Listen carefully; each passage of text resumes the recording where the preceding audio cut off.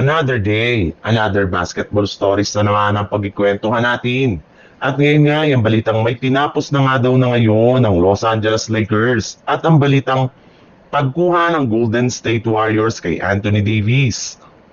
Ayon nga sa lumabas na balita, payag na rin naman nga daw sana ang Milwaukee Bucks na makipag-deal sa Los Angeles Lakers at ibigay dito ang kanilang superstar na si Giannis Antetokounmpo.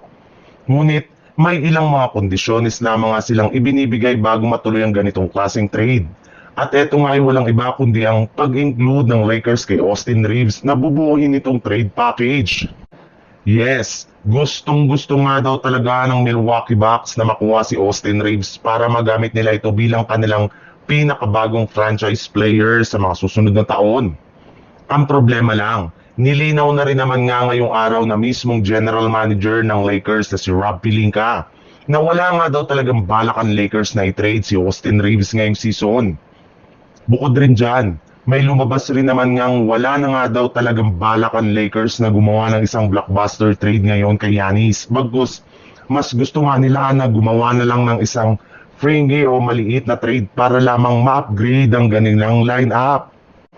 Sa ibang balita naman, bagamat man nga nagagawa ng Dallas Mavericks na makakuha ng paunti-unting panalo sa kanilang mga nakalipas na laban, ay hindi pa rin nga nila kaya ngayon na makipagsabayan sa mga malalakas na contender ngayong season.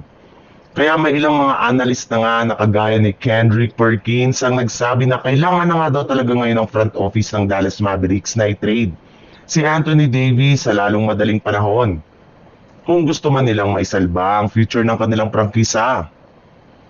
Hindi rin naman nga nito kayang maging healthy kaya imposible talaga na mabuhat niya ang Mavs ngayong season at sa mga susunod pa na taon.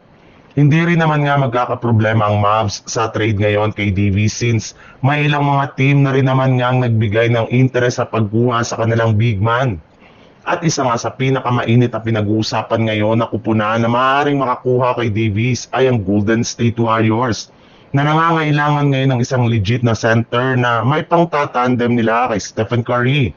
Kapag nakuha na nila ito ay sigurado nga na magiging isa na silang legit na championship contender. Ang kaso lang, para nga ma-pull off ng Golden State Warriors ang ganitong klaseng trade ay kailangan nga nilang isakripisyo dito sina Draymond Green at Jonathan Kuminga.